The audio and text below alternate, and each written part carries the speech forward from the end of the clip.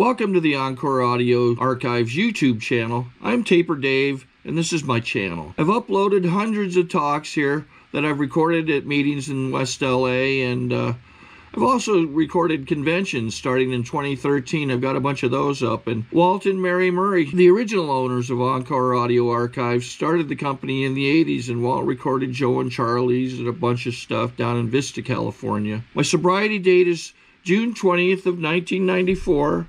I hope you find something you like, so please like and subscribe to my channel and comment down below. If you want to hear something that I don't have or that you don't see, I'll see that I get it. Anyways, take care and have a great day if you want to. All right, this is a one-speaker meeting. Please welcome our speaker tonight, Casey.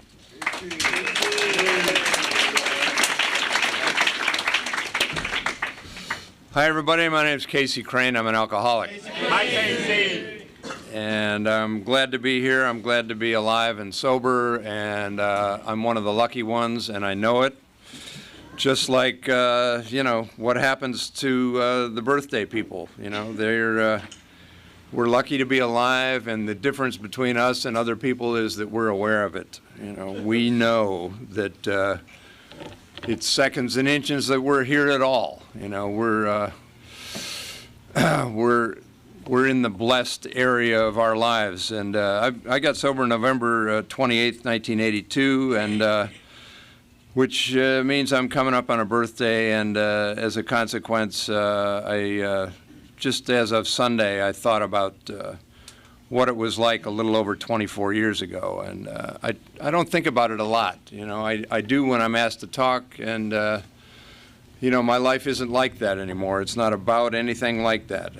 I don't look like I used to. I don't act like I used to. My life has changed in every significant way worth talking about because of Alcoholics Anonymous. And if you have a short attention span like I used to when I was new, that's the message, is that you have the opportunity to change and have a better life in Alcoholics Anonymous. It's not a lock, but if you show up and do these things that the birthday people did, it's going to happen for you.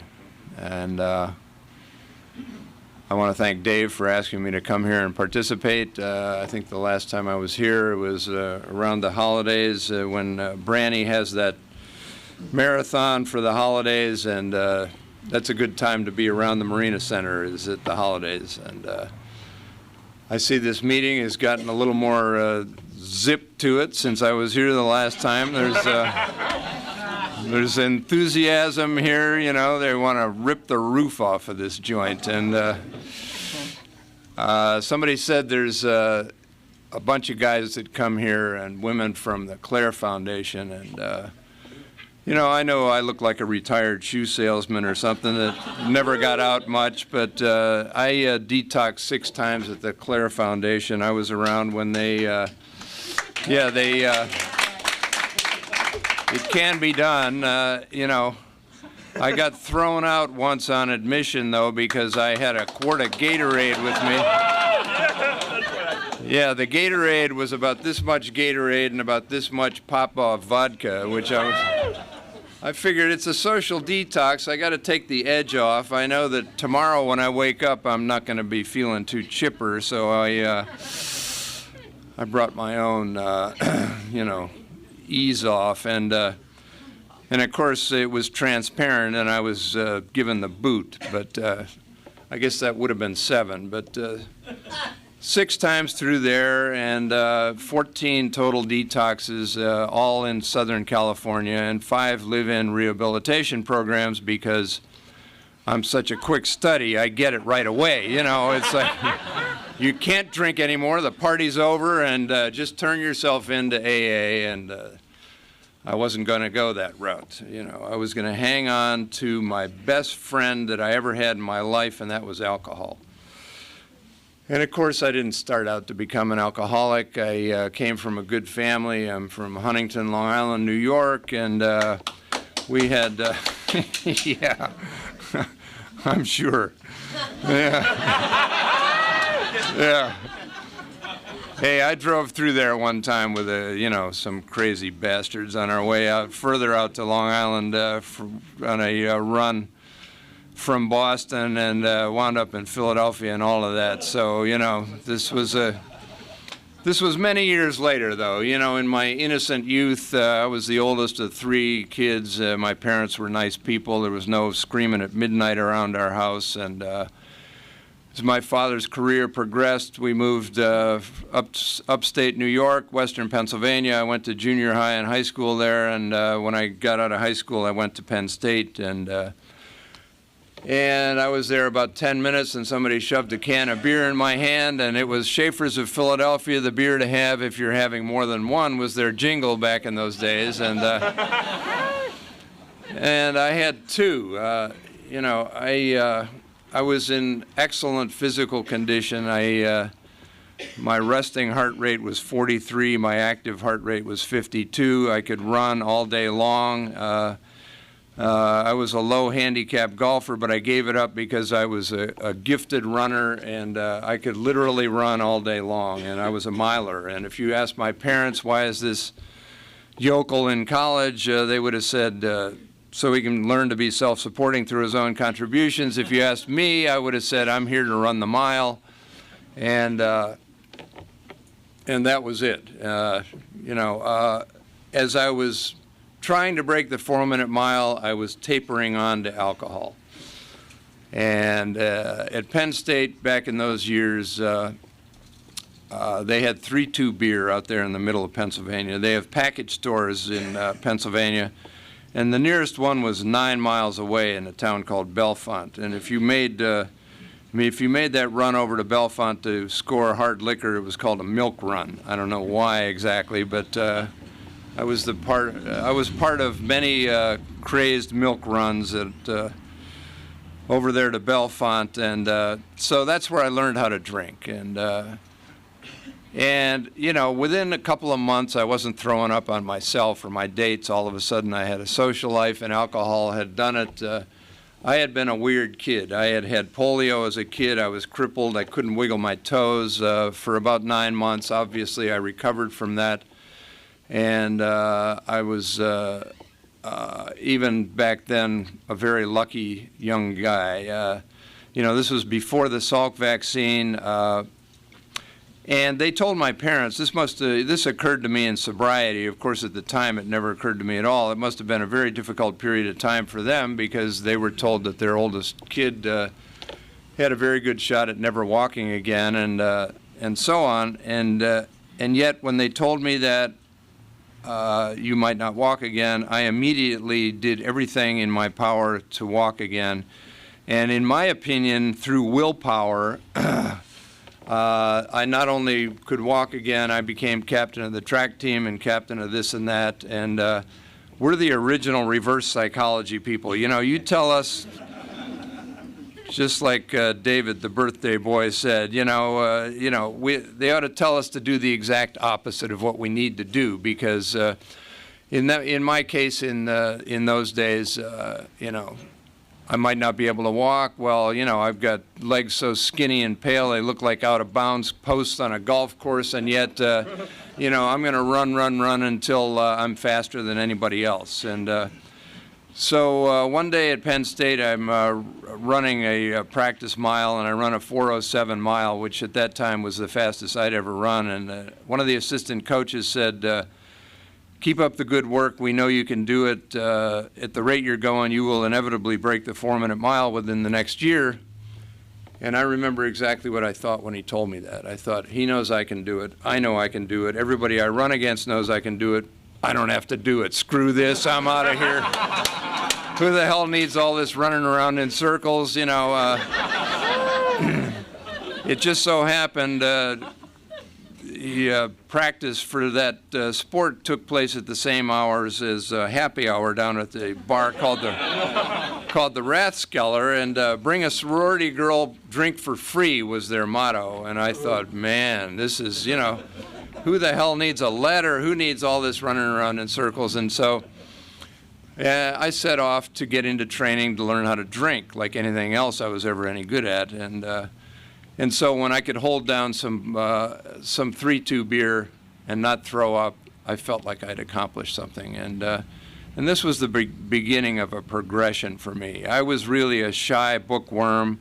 I had acne like Chinese jungle rot, and you know, I mean, it was not a real social animal. And yet, within a couple of years, I'm no longer in college. I'm hanging around the edges of colleges. The dreaded 60s had taken off like a bandit, and now I've got hair down to here, and I got rid of all of my little Lord Fauntleroy clothes, like the stuff I'm wearing tonight, and I was hip. And you know, if you're hip, you've got to have some of that devil weed and all that other stuff that was happening in the 60s, and I did. And I'll tell you, the genesis of all of that for me is even at Penn State, they have very cold winters there. And if you went to any drugstore in town, you could sign your name without a prescription and get this stuff called terpenhydrate and codeine. Now, I found out later this was called GI gin. It was such a popular thing, but to me, I thought I'd discovered this stuff, you know. So I went around to all the pharmacies. I got the yellow pages. I checked out where all the pharmacies are. I went to ones even out of town, signed my name, stood there and coughed, you know. And I realized that only 6 or 7 bottles really wasn't going to last me very long, so I got all the guys on my dorm floor to do the exact same thing, so I could throw away all the linen from one of the things in the linen closet, and now I got about 40 bottles in there. Now, this gives me that feeling that I just call that big, you know, that relaxed feeling you get when the supply is greater than any possible daily need that could overrun you. And you know, you get up in the morning and have a couple of jolts of this stuff, whether you've got a cough or not, you know, just like a preventative measure, you know, like medical kind of a term, and, you know, and off you go. And it's got a big jolt of codeine and it's 40% alcohol. Now, you know, when the nasty old 60s started rolling along, there was a lot of stuff out there that seemed pretty innocent to me, but it was a felony to have any of it, and it was certainly a felony to sell any of it.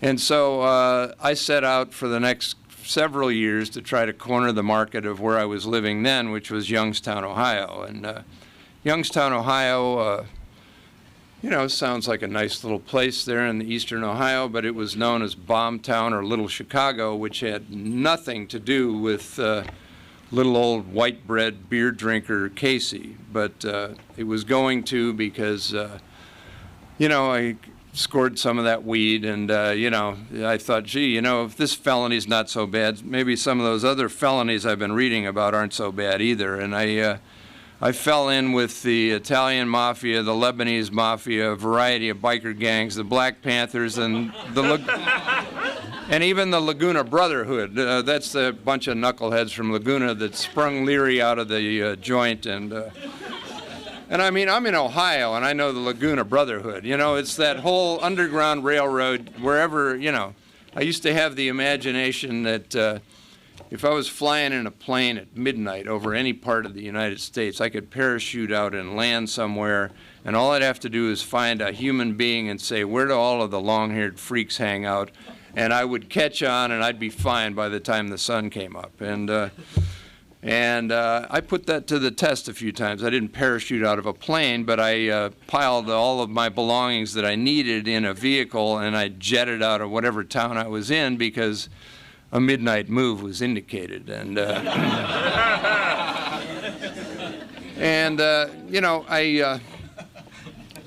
now the funny thing is with all of these things going on and the whole psychedelic revolution, and, you know, I remember singing We Shall Overcome with the Mississippi Freedom Riders, and I was, you know, right in the thick of all of this good stuff that was happening.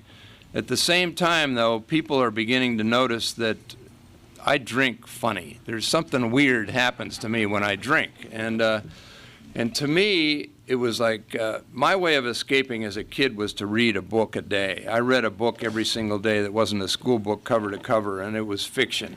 I love the world of stories and fiction. And so I could hide in a book. Every day I'd open a new book, I'd see all new characters, I'd hear new stories, and by the time I went to bed at night, I would have engulfed an entirely new world of fiction. And now, through the help of alcohol and other chemicals, I was able to live like a fictional character. My younger sister, who is now an award-winning author and a PhD teacher at NYU, said to me years ago, she said, you know, you live your life like you think you're a fictional character, like you think there are no consequences to the things that you're doing, and I think you're wrong. And I said, no, not as long as the supply holds out. I'm right on schedule. I'm right where I need to be, because real life, reality, ordinary, mundane, you know, that whole picket fence, 9 to 5, nuclear sword of Damocles hanging over everybody. Our kids are going to be walking around up to their kneecaps and empty beer cans and cigarette butts. What the hell's the difference if I live in a fictional world? You know, what's the difference if I think I'm bulletproof? You know, you know, I knew this had a limited lifespan, but, you know, I did not like the world as I saw it. And I was willing to go to any lengths to get out of it. A good friend of mine who, even in the late 60s, had a $200 a day heroin habit, he came up to me one day. This was the amount that if you went cold turkey would almost certainly kill you. You know, he came up to me one day and he said, Casey, man, your friends and I, we've been talking, we're worried about you, dude. And, and I said, let me get this right, Stoney. You know, you're worried about me. You're what, a 2-time loser now? I mean, I got my Pabst Blue Ribbon and a fistful of pills over here. You know, I'm flushed and happy, and you know, what do you suggest? I start running that white powder and turn into a burglar like you? And he said, well, you know, you're going to ruin your liver. You're going to, you know, he had me there, you know. He said, you're going to grow up to be like our parents. And I said, I doubt that. You know, you know, not that our parents were such bad people, but, you know, we're not on schedule to grow up like those people at all, you know. And, you know, again, around this time, I must have, over the years, known about 50 chicks named Sunshine. And one of them was my girlfriend, and she came up to me and she said, you know, I did something to tick her off. And she said, you know, at the rate you're going, you're not going to live very long, and when you die, I'm going to have you cremated and sell your ashes for $50 a spoon, because frankly, you're worth more dead than alive. And I thought, you know, kind of a backhanded compliment, because $50 is a lot for anything, and back in those days. And so the point is that people that are hanging out over the edge too, I mean, I'm not talking about people that are social workers or, you know, they work in the field or something. These are people that are out there too. They're confronting me about my drinking, and they're saying there is something radically wrong with the way you drink. You turn into a different person, and we never know who you're going to be next, and it's making people uncomfortable. And my answer to that is tough. You know, you're gone. You're excommunicated from my life. I don't need you. I'll find people who will understand me, and I did. You know, it seemed to me that everywhere I went, I could find like-minded individuals, a small circle of friends. And I piled a bunch of people in a car, and we headed for the left coast, and we bumped into the ocean, and then figured we'd all move in with good old Mad Dog, who lived over there on North Vermont Avenue. And so now there's 4 people living in a one-room hellhole, $75 a month roach farm, and had a bumper crop that year. And I'll tell you, there was a Murphy bed in the wall of this place. You know, that kind of, it's one of those rinky-dink little places that there's not enough room in the place for living room furniture and a bed, so they've got it in the wall, or at least they used to. And Mad Dog said, whatever you do, never, ever open that Murphy bed thing. And so as soon as everybody split, I had to open it up, and you couldn't even see the wall. There were so many cockroaches in there, and I thought, all right, you know, but we're hardly ever there anyway, so, you know, we're down at the Strip, and where Holloway runs down to where Barney's Beanery is, and we're there, and the rain check room and the whiskey and all of that madness. And it's 69, 70, and a lot of your famous dead rock and roll stars were still out there strolling around, and a lot of them were, a number of them were friends and acquaintances of mine. I have absolutely no musical talent whatsoever, but like I said, I had the uncanny ability to corner the market on this and that, and everything was going along just peachy until my buddy Mad Dog got knifed in the heart by his hooker girlfriend, and that was a bad day for him. And I remember walking over to him and yanking that steak knife out of his chest, and figured I was doing him a favor, and I wasn't really. It was kind of, the plug that was holding his blood in him, and anyway, I piled him, the stabber, and my girlfriend into a Carmen Ghia and drove Saturday night, Sunset Boulevard, on the sidewalk, everywhere you could think of that a car would fit, and got him to the hospital in time, and he lived and moved up to the side of Mount Hood, and where he won't come down, And I remember thinking the next day, if you can't take a little old steak knife in the chest, maybe you better back out of this fast-paced life that we're involved in here. It's like, and my feeling of compassion and empathy and the milk of human kindness was running a little thin in my veins, and I noticed that.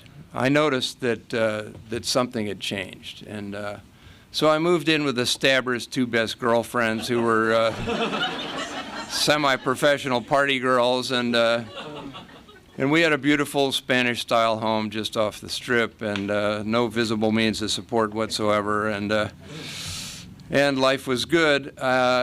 It was looking back on it now, it was like I was living this adolescent fantasy because I had a misspent youth reading books and being, involved in sports and, achievement and all of that. So I had changed. I was the same person that tried to memorize the Baltimore Catechism because I was a good Catholic youth, and I wanted to know what a good, ethical person would be like. How would a man be closer to God? And so I wanted to know. And now all of that is gone. And now it's, how does Casey and his band of snaggletooth knuckleheads, how do we all get high today? How do we live off the fat of the land, and we'll let the chips fall where they may? And a lot had changed. This couldn't go on forever, and a friend of mine who'd been overseas came back to the U.S. and figured out where I was, and he knocked on the door one day, and he came in and said, Jesus, who are all these people in your living room? This looks like rejects from the Manson family. And I said, don't insult these people, Dennis. These are my patients. They call me doctor. And then I was crazy as a shithouse rat, pardon the expression, but it paints a vivid picture. Anyway, he said, listen, we got to get you out of here. You're playing God with these people's lives. You're killing yourself, and you're killing these people around you. And anyway, I got a better idea. If we go up to San Francisco and join the Merchant Marine, we can smuggle jewels and drugs from the South Sea Islands and retire to Costa Rica and live like kings for the rest of our lives. And I said, that is a better idea. So we jetted out of town. We rented a Mercedes and abandoned it in Seattle because we couldn't get into the Merchant Marine in San Francisco or Portland or Seattle. They were already full up with skinny, pale guys with giant eyeballs, hair down to here, hadn't been out in the sun in years. Guys with a plan, those guys. And anyway, so I was on the road, and I lived on the streets of San Francisco. I sold my blood for $5 a pint. I ate at the Mission. I traveled across the country. I lived for I don't know how long in an abandoned train station in the city of Chicago, the old LaSalle Street station, and you know, if somebody would have come up to me and said, Casey, you have a chronic, progressive, and fatal disease, and unless you do something about it, unless you at least admit it, you're going to die a miserable death, and you're going to break the heart of anybody that still cares about you. And I would have said, well, not to worry, because nobody with my last name knows where I was, where I am. And they don't know, and they haven't known for a long time, and I don't want them to know. And anyway, I know what I'm doing. I'm like Kerouac and those guys. I'm on the road.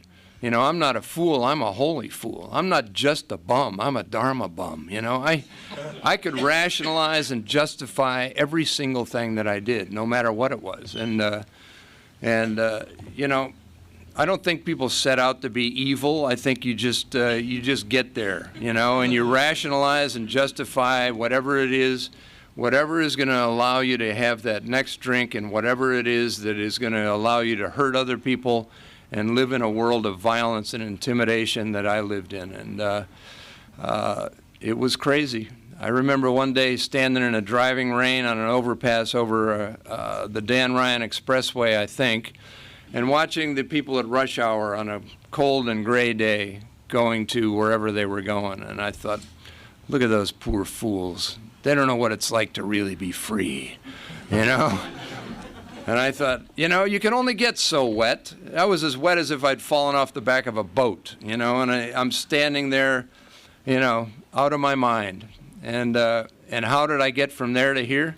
I wound up back in California and got arrested 3 times in 5 weeks for drunk driving, and this introduced me to the court system, cops, judges, the Claire Foundation, and all of that stuff. And I kept violating my probation and going for more days in county and all of that stuff.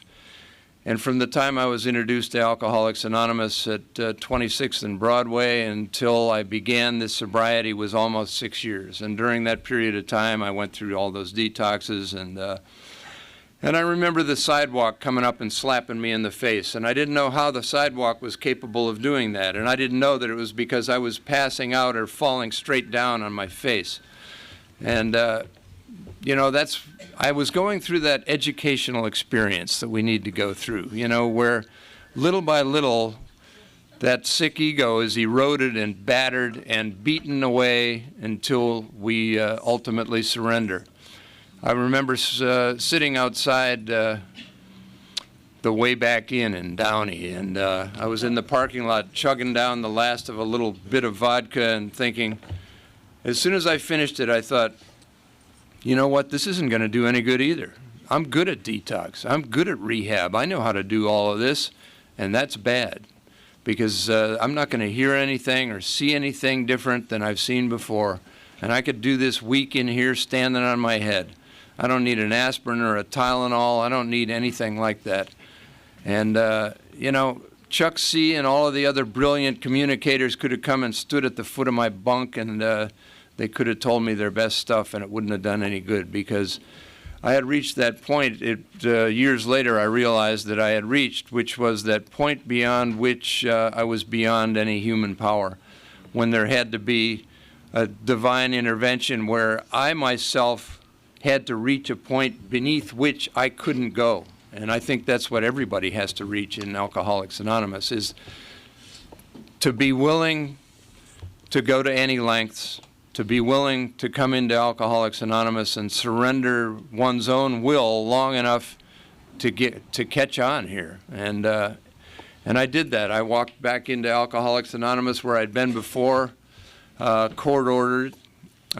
People could see in my face that I was surrendered, and I got a sponsor. I spread these business cards and pieces of paper out on the floor that people had given me at meetings, and one guy was a planner for the Mattel Corporation, that little toy company, and I thought, that's cute, you know, they make the Barbie doll and the Malibu Ken, and if I ask this knucklehead to be my sponsor, you know, since I'm a monster manipulator, I'll get him to make a crazy Casey doll, and then I'll be immortalized in plastic because I was a graduate of Camarillo State Hospital. I spent 10 weeks there. I have a diploma that that says, you know, I had graduated from the substance abuse unit of Unit 14 of Camarillo State Hospital.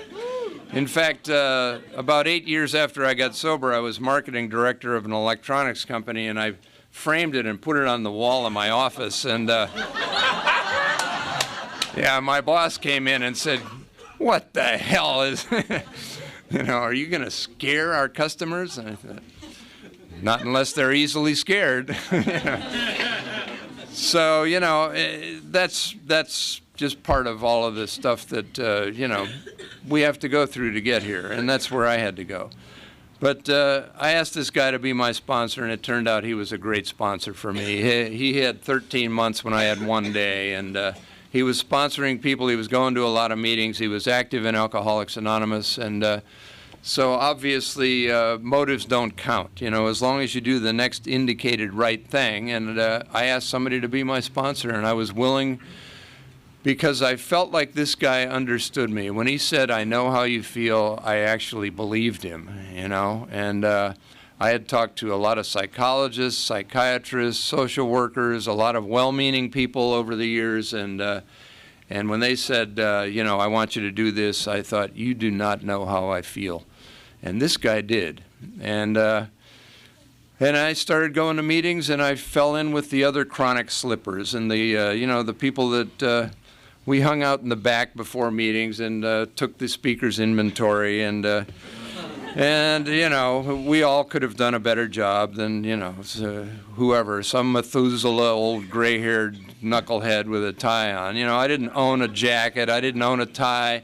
I didn't want any. I had an extra pair of jeans and an extra pair of boots, and that's all I needed. And little by little, you know, we're not talking about style points here. We're talking about, you know, somebody coming in and then undergoing the transformation that takes place in Alcoholics Anonymous, and it's an inside job. He wanted me to develop a habit of prayer, and I said, "I don't understand what you mean." And he said, "If you start praying now, you can have a habit of prayer that's going to hold you in good stead over the years. And I want you to say, 'Please' in the morning and 'Thank you' at night. Please keep me sober today, and thank you for keeping me sober today.' And I want you to do that on your knees in the morning and at night, and I want you to keep it simple." And I said, "Well, you know, you don't understand, Keith. The God of my understanding is an all-powerful lunatic who can hurl you into a lake of liquid fire for all eternity for having a bologna sandwich on the wrong day of the week. You know, I'm not going to send up some little lame-o out-of-practice prayer and tip my hand to where I am and get roasted with a lightning bolt." And he said, "Whoa." "Easy, newcomer." He said, "What the step means is that you can create a God, a higher power of your own understanding. If you can have, you know, you can have the AA group as your higher power. You can pray to a doorknob. I just want you to get started on it today." So the next day, being unemployed and unemployable, I was strolling on the beach, and I came up with a snappy higher power, the Zen one beyond the one kind of, you know, up to my standards higher power, because, you know, that arrogance was already creeping back in. And so I ran up to him at Ohio Street that night, and I said, "Keith, I got it. And he said, "All right, 25 words or less. Calm down." And I said, "Man, it's the ocean, dude, you know. It covers 3/4 of the globe. It's controlled by the moon. It's got the ingress and the egress. It's got the tides. And it's oceanic, man." And on the surface, it looks nice and smooth, but underneath, the big ones are eating the little ones. It's a vicious fight for survival. And he said, "Oh, ho, ho, ho." He said, "I wanted you to say 'please' in the morning and 'thank you' at night. And if you want to throw in some sharp-toothed fish while you're doing that, be my guest." And he gave me the dignity of having my own higher power, and I appreciated that from him. And my life has changed, like I said, in every way worth talking about. I don't want to, you know, if you need to know how to do the steps, find somebody in this room that's got a little more time than you have that has done the steps. And that's where it's at. You know, it's in the book, it's in the steps and traditions of Alcoholics Anonymous. And there's a worldwide fellowship of alcoholics that we're a part of. Whether you've got 1 day or 50 years, I've now discovered that I can go, like my old fantasy of parachuting into a place and finding out where the long-haired freaks hang out. I've been all over the United States, and I've been in several foreign countries, and I find where there's a meeting of Alcoholics Anonymous, and I go there and I fit in because it's part of a worldwide family of people that are organized. You know, we're emotionally wired very much the same, and I'm lucky that I found that. I'm lucky that I have that. I've found a home here that Robert Frost described as home is that place where when you have to go there, they have to take you in. And Alcoholics Anonymous has taken me in and given me a brand new life. And I hope you get the same deal for you. You deserve it. Thanks.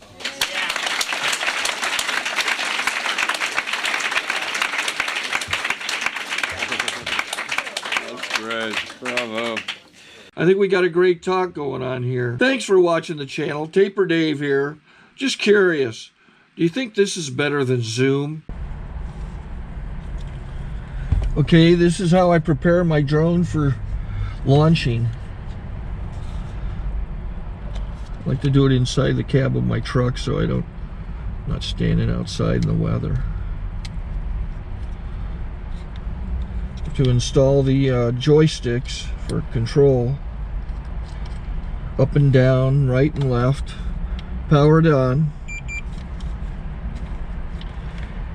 I have an Android phone that I use to connect it to the drone with, and it's actually controlled through the iPhone, through an app. Oops, wrong way. It's actually controlled through the iPhone, or through this Android phone, through the app. It's actually controlled through the Android phone, through an app, and you connect it through this short connection right here.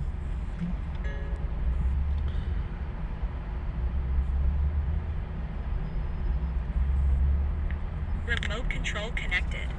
Remote control's connected. So I pull out the drone. I have to extend the legs, long legs extended first, then the short legs. Remove the gimbal protector. Set that aside, then power it on one short burst, then one long burst. I lay it down. So I have to go to calibrate. So the drone's not connected yet. It shows you here as this drone gets disconnected, even though the remote's powered on. So the drone has to establish it's connected. So I go into the app to calibration mode. First I'll calibrate the remote controller. Start calibration.